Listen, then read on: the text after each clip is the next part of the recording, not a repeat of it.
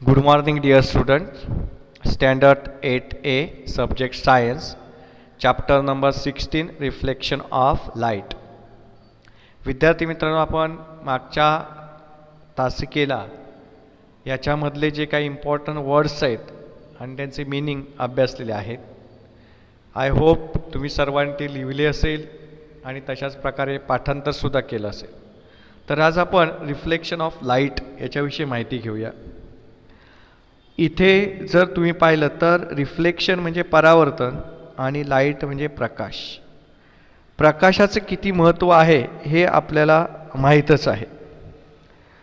आता आपण इथे लक्षात ठेवा की आपल्याला आजूबाजूच्या गोष्टी दिसतात. So we get different feeling through the senses. म्हणजे ज्ञानेंद्रियांच्या साहाय्याने आपल्याला वेगवेगळ्या फिलिंग्स त्या ठिकाणी होतात. द सेन्स ऑफ व्हिजन म्हणजे दृष्टी जी आहे, दृष्टीचे ज्ञान एक महत्त्वाची most important among the 5 senses. Because of this we can see the hills. Hills म्हणजे मोठमोठ्या टेकड्या, rivers, trees, people, objects. Object म्हणजे वस्तू, अराउंड अस म्हणजे आपल्या सभोवतालच्या वस्तू आपल्याला दिसतात.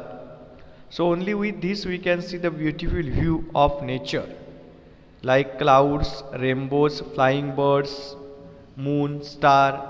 म्हणजे आपल्याला व्हिजन सेन्स असल्यामुळे आपण काय करू शकतो, हा निसर्ग पाहू शकतो. निसर्गामधले क्लाउड्स म्हणजे ढग पाहू शकतो, रेनबो इंद्रधनुष्य पाहू शकतो, फ्लाइंग बर्ड्स पाहू शकतो, उडणारे पक्षी, मून, स्टार. आणि हे सर्व जे काही घडून येतं ते कशामुळे घडून येतं, बिकॉज ऑफ द लाईट. आता इथे जर तुम्ही पाहिलं तर लाईट जी आहे, so light is the electromagnetic radiations. आलं का लक्षात. आणि विच गिव्स द व्हिजन. त्याच्यामुळे आपल्याला काय होतं, एक दृष्टी जी आहे म्हणजे आपल्याला दृष्टी मिळते किंवा दृष्टीची संवेदना त्या ठिकाणी मिळते. व्हिजन सेन्स आपल्याकडे क्रिएट होतो. त्याच एक ट्राय दिस म्हटलं आहे बघा. काय करायचं आहे, switch off the light in your room at night for some time and then turn it on again. म्हणजे पहिल्यांदा बंद करा आणि तुम्ही बघा तुम्हाला वस्तू दिसतात का, आणि जेव्हा परत लाईट चालू करा आणि तुम्हाला वस्तू दिसतात का बघा. So naturally you can see that when you switch off the light you cannot see the object, but when you again turn it or switch on the light you can see the object. म्हणजे घरातल्या वस्तू आपल्याला दिसतात. याचा अर्थ काय झाला, आपल्याला घरातल्या वस्तू पाहण्यासाठी लाईटची आवश्यकता असते. So why we can see the objects in the light, how you can see it. तर हेच आपल्याला याच्यामध्ये पाहायचं आहे. सो ही जी ॲक्टिव्हिटी आहे, so you can notice that there is some connection between the sense of vision and light. म्हणजे दृष्टीची संवेदना आणि लाईट, प्रकाश यांच्यामध्ये काहीतरी कनेक्शन आहे. So when we switch off the light at night the objects in the room cannot be seen. म्हणजे अंधारामध्ये वस्तू दिसत नाही. They can be seen before when the light is switch on again. म्हणजे जेव्हा आपण लाईट स्विच ऑन करतो, चालू करतो, तेव्हाच आपल्याला त्या ठिकाणी त्या वस्तू दिसू लागतात. So we can see the objects when the light coming from the objects enter in our eyes.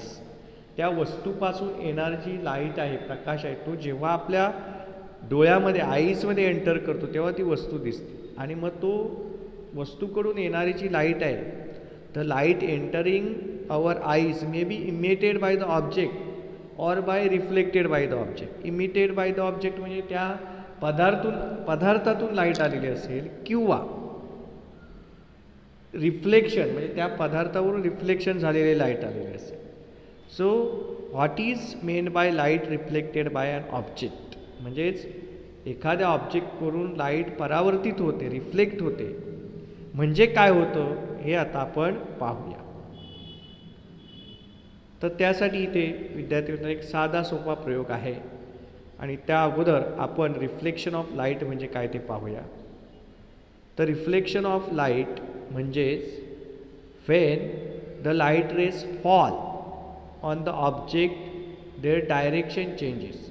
म्हणजे जेव्हा प्रकाश किरण जे आहेत एखाद्या सरफेसवर पडतात तेव्हा ते त्यांची दिशा बदलतात. दे change the direction and they turn back आणि ते मागे फिरतात. टर्न बॅक म्हणजे मागे फिरतात. So this is called reflection of light.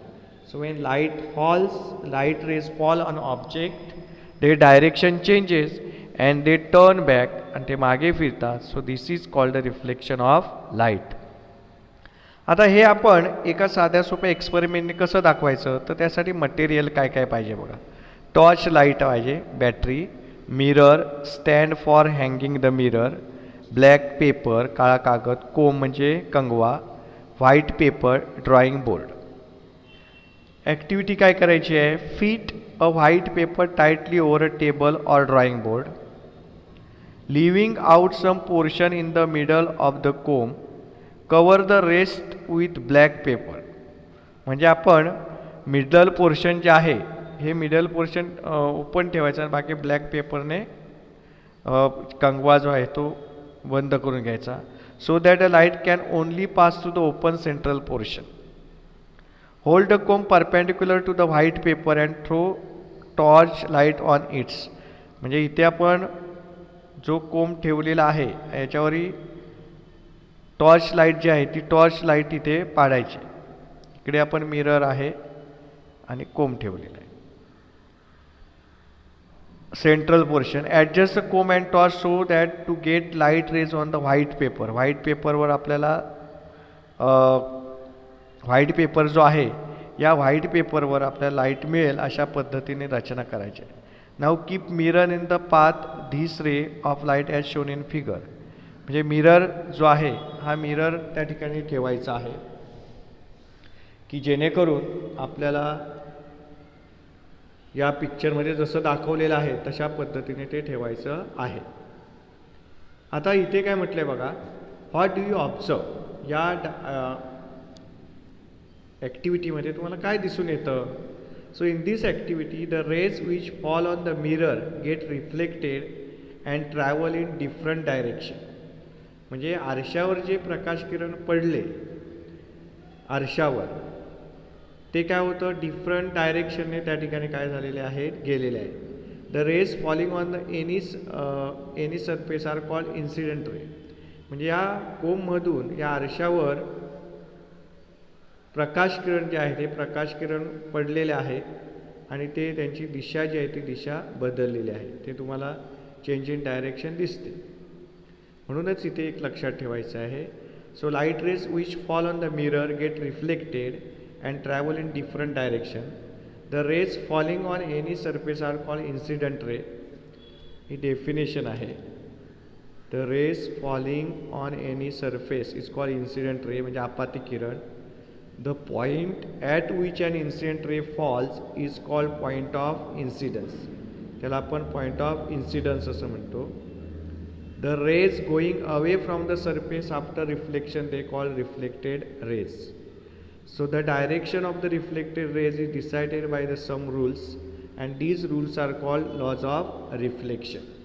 म्हणजे समजा हा विद्यार्थी मित्रांनो सरफेस असेल तर हा रेज जो आहे तो सरफेसवर इन्सिडंट झाला पडला आणि म्हणून त्याला म्हटलं जातं इन्सिडंट रे. याला इन्सिडंट रे म्हणतात.